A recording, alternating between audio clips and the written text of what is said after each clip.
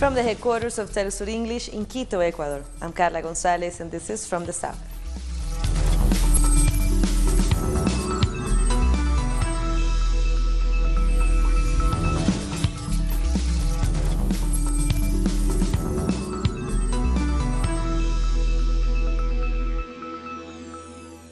Representatives from the 15 member states of the Organization of the Petroleum Exporting Countries are in Vienna, Austria, to discuss cutting oil output in order to raise prices.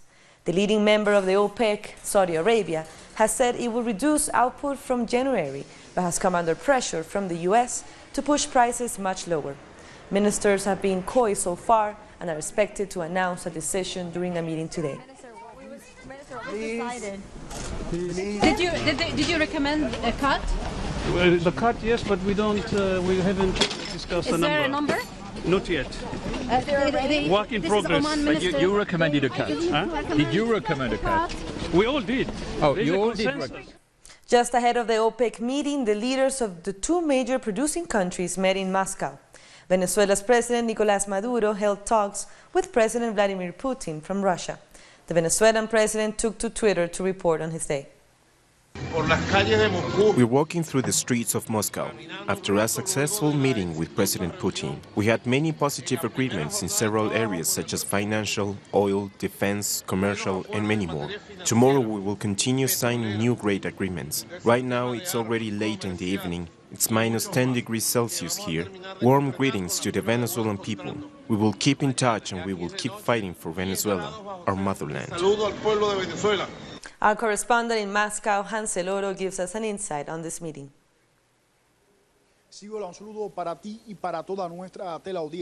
During this visit, bilateral meetings will be held on the outskirts of Moscow between both presidents. The aim is to uphold and explore mutually beneficial trade agreements, especially with the Russian company Gazprom, whilst bolstering military and cultural relations. President Putin has condemned foreign powers in their effort to devitalize Venezuelans such as the United States, but also countries in Latin America. He also hopes that the upcoming elections in Venezuela on the 9th of December run smoothly and peacefully. It's worth remembering that President Maduro was here just over a year ago and called for ditching the dollar. So far, this is all we know, and we'll bring you more as we find out. That was Hansel Oro from Russia. Students in Colombia are planning more protests in the coming hours over the lack of funding for public universities. Students, along with trade unions and other social movements, have been protesting for weeks against the government of President Iván Duque. Many of the demonstrations have been met with fierce repression from police. The students say the government has the money to boost the education budget, but that it lacks the political will. Thousands of women marched in Argentina on Wednesday evening against a court's decision on the rape and murder of the teenager Lucia Perez. The women in Argentina, let's look at them. They marched through Buenos Aires as part of a nationwide women's strike after the two accused men were found not guilty last week. The court said their guilt could not be proven, despite the fact that they offered drugs to Lucia and took her to their home. Feminist groups say this is additional proof of the lack of a gender perspective within the judiciary. We are again demanding justice, to say that we will continue to confront this patriarchal justice.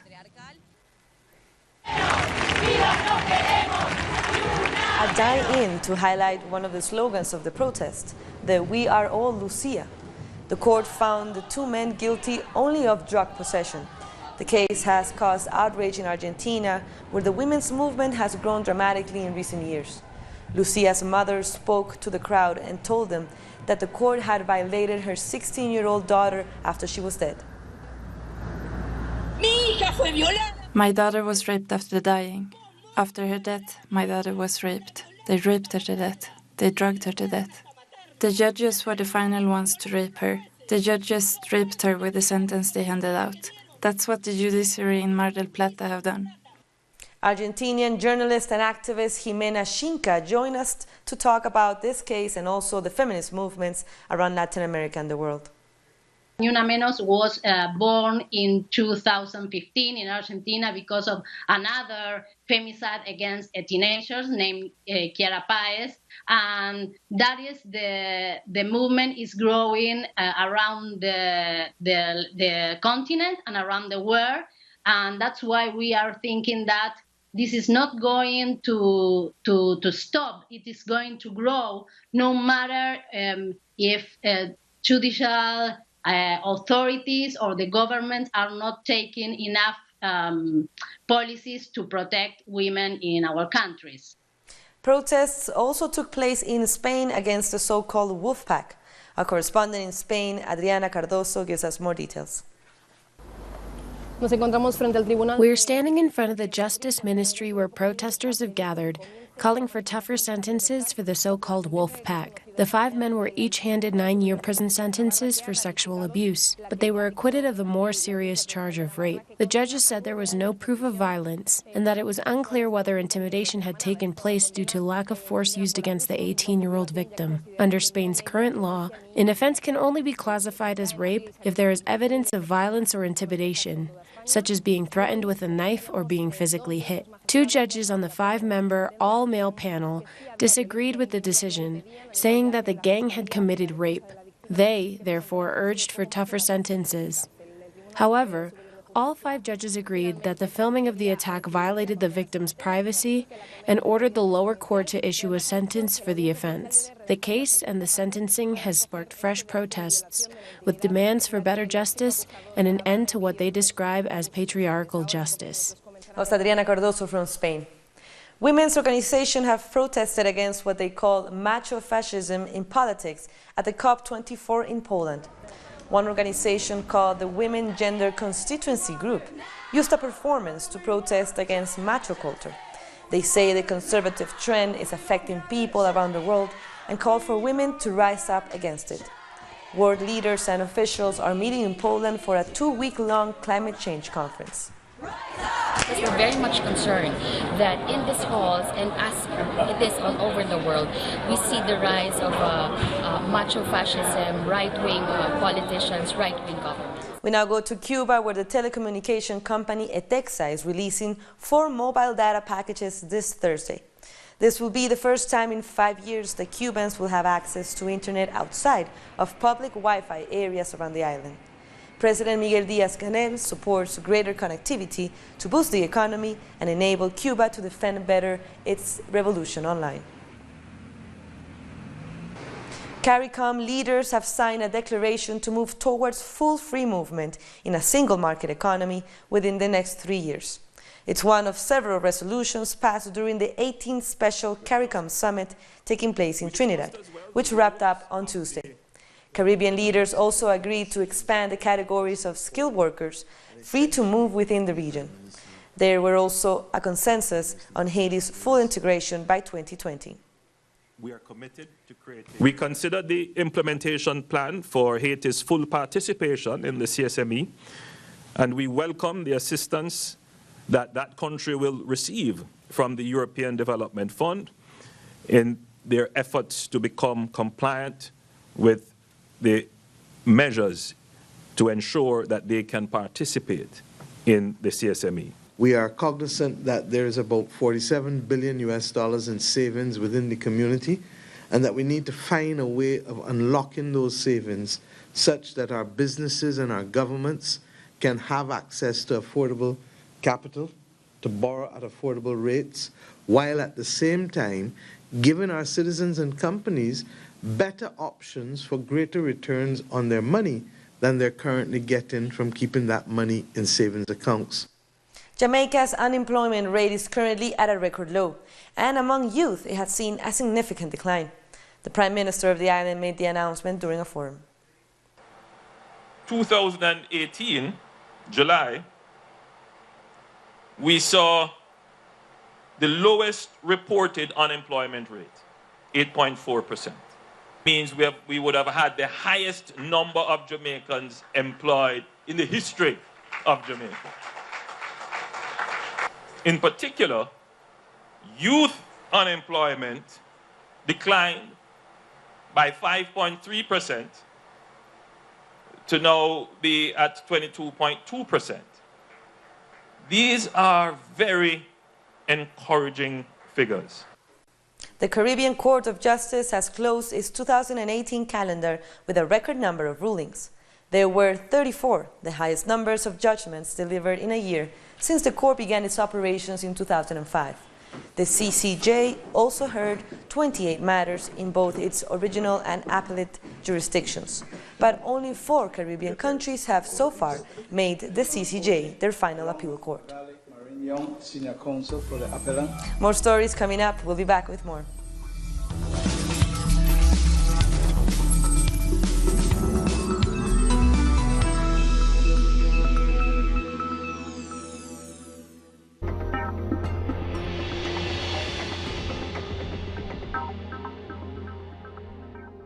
We are present at every event where our nations are staring.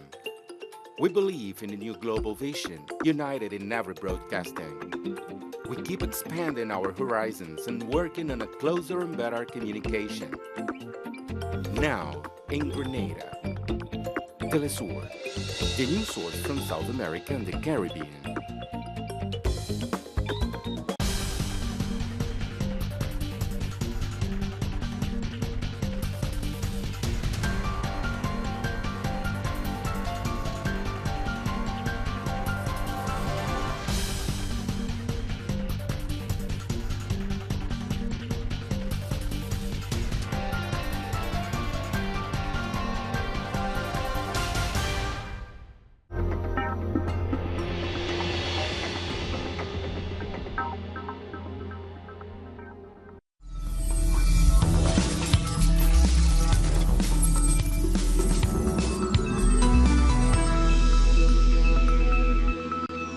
Welcome back. Unaccompanied minors from the migrant caravan on the Mexican border city of Tijuana have spoken on their hopes of a better life in the United States. A teen from Honduras was forced to flee after a gang killed his brother and threatened his life. He's hoping to find work in the U.S. A young teenage girl from El Salvador escaped an abusive family and hopes to reunite with a relative. President Donald Trump has justified his hardline policy against the caravan because he believes they are criminals. These people are part of a group of more than 7,000 migrants at the border, with hundreds more making their way to Mexico. My mother said that I called me. I explained the circumstance I was going through. I was assaulted. They beat me up. They robbed me, took my clothes, beat me up badly. Last time, they threatened me. Those who killed my brother kept threatening me too. So I said I want to come here because I was at risk there. They helped me out. They pray for me. Thanks to God, I am good and at the border. Mum didn't know that I was abused by my grandmother. I told Mum that I wanted to come here. My sister also helped me. She said she would. My mum also helped me to come here. I told her that I was scared to be in El Salvador, and once in the United States, I would help her by sending money. The newly inaugurated Mexican President Andrés Manuel López Obrador has confirmed that he will be speaking to President Donald Trump about the migrant crisis. President Trump sent us congratulations on Monday, and we are maintaining a permanent communication. And it is good. Relations are good. We will likely get in touch with President Trump for this special matter, the one that has to do with the migratory phenomenon. And López Obrador has proposed to offer more work visas for Central Americans. He's also urging the United States to do the same. The proposal it will be to invest in job creation and is aimed at containing some of the flow of migrants heading north to the United States. He was speaking at a news conference where he also challenged foreign and national oil companies to pump oil quickly, or he says no further oil fields will be offered. And still in Mexico, the capital city's first female mayor has been sworn in. As a member of the country's left-wing Morena party, Claudia Sheinbaum has vowed to put an end to the persecution of the country's opposition. The new mayor is also a scientist and was part of a UN climate change panel that won the Nobel Peace Prize in 2007. Therefore, the first thing we will do is stop the abuse. From now on, democracy and political freedom are restored. Never again will we exercise or allow persecution and direct or stimulate violence against those who think and act in a way different to whoever is governing. In other news, Interpol has decided to reject the red notice for the arrest of former Ecuadorian President Rafael Correa. According to Interpol, the petition submitted by the current Ecuadorian government did not meet the requirements established by the organization. Correa has argued that the request was politically motivated. Indigenous communities in Colombia are demonstrating against human rights abuses and are demanding governmental protection. They have decided to take to the streets. They want justice and security so that they don't live in fear. At least 34 community leaders of the Agua people have been killed this year alone. We have been abandoned and our needs are superiors. Who shows up when we resist? Armed groups. And when we resist to defend our territory and culture is when we are threatened and killed.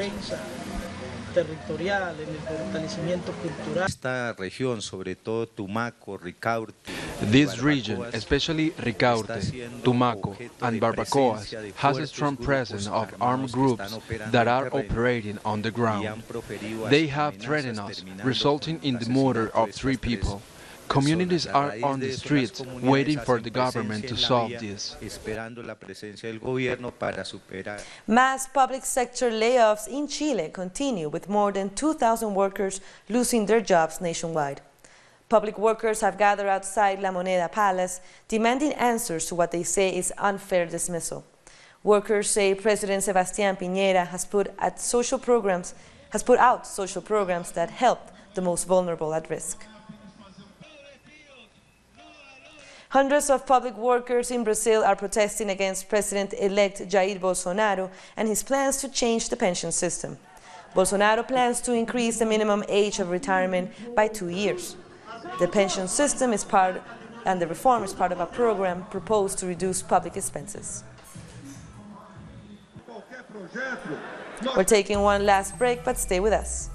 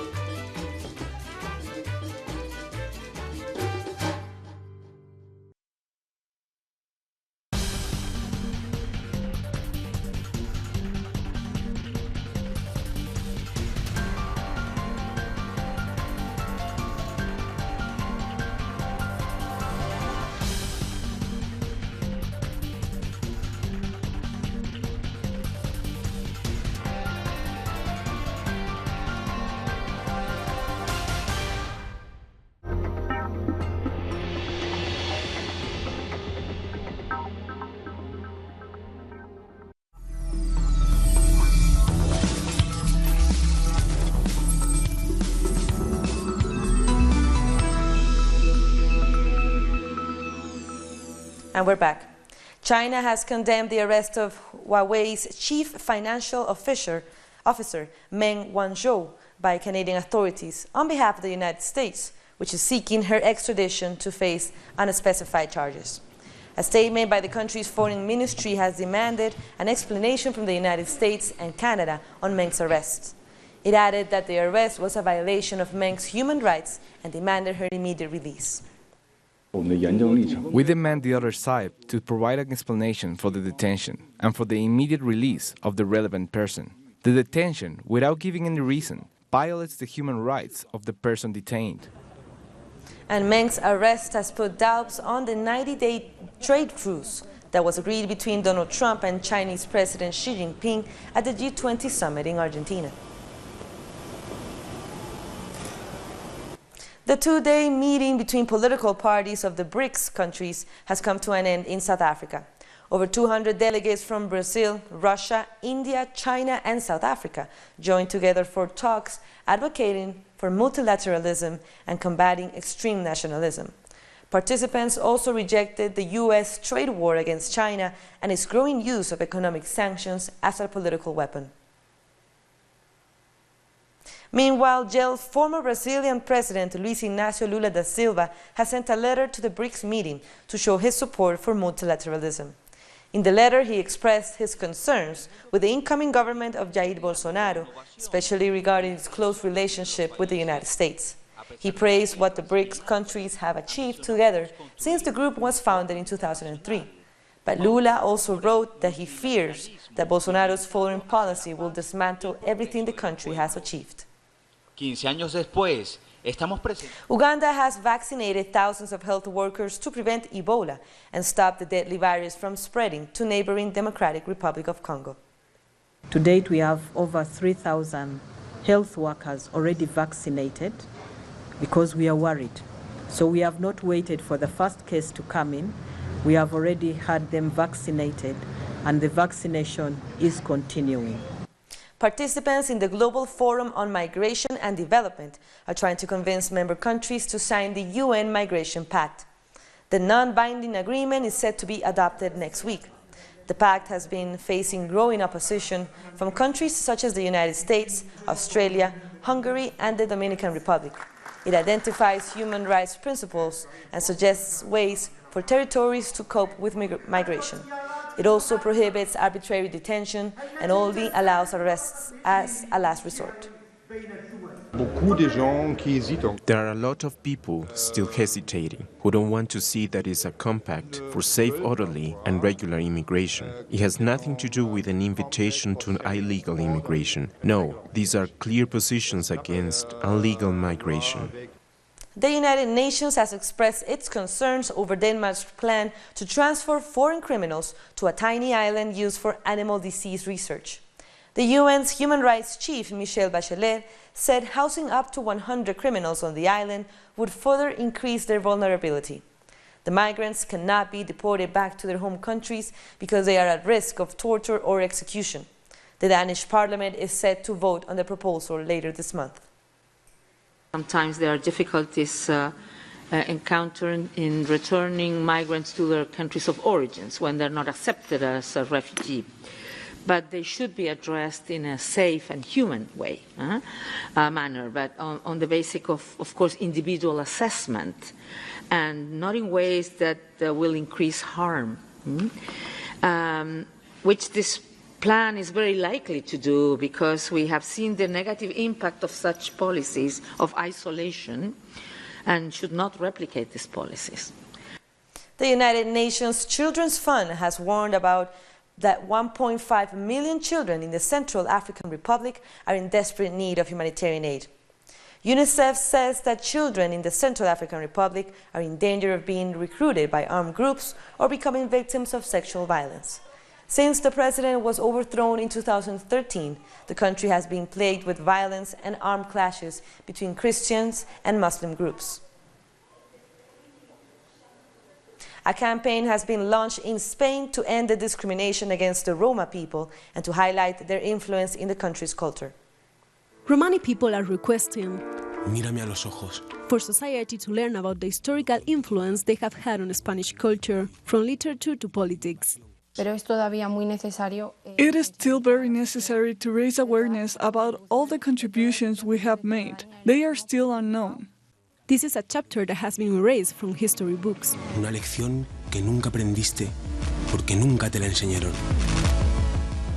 A campaign is highlighting in a book and a video all those forgotten names in the Romani community and the anecdotes that were never told. The goal is to understand the Romani culture. The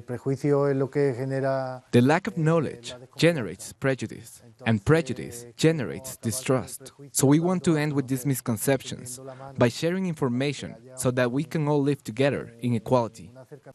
The Romani People Association launched the campaign. They say there is still a lot to do for the Romani community to be included in society, although a lot of progress has been made in the last years in contrast to other European countries. There are governments that are spreading messages against the Romani people, racist messages. This is something we worry about. But to fight racism, information is key. We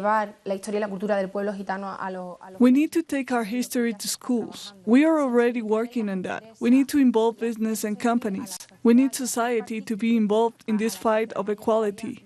This campaign is aimed at ending with discrimination and the obstacles the Romani community has faced for the last 6 centuries. Young people in Nepal have created a map of the Dead Sea using plastic bags. Their goal is to set a new international record and raise awareness of plastic, which is polluting the world's oceans. Volunteers tied 100,000 used plastic bags of different colors to a 20-meter-long metal grid shaped like the Dead Sea. The slogan for the record attempt was, "One Dead Sea is enough for us." And with that, we come to the end of this news brief. For this and other stories, you can find them on our website at telesurenglish.net. For our viewers in Africa, we are on Starsat channel 461 in South Africa and 539 in Nigeria. We're on social media as well, so go ahead and follow us. I'm Carla Gonzalez. Thank you for watching Telesur.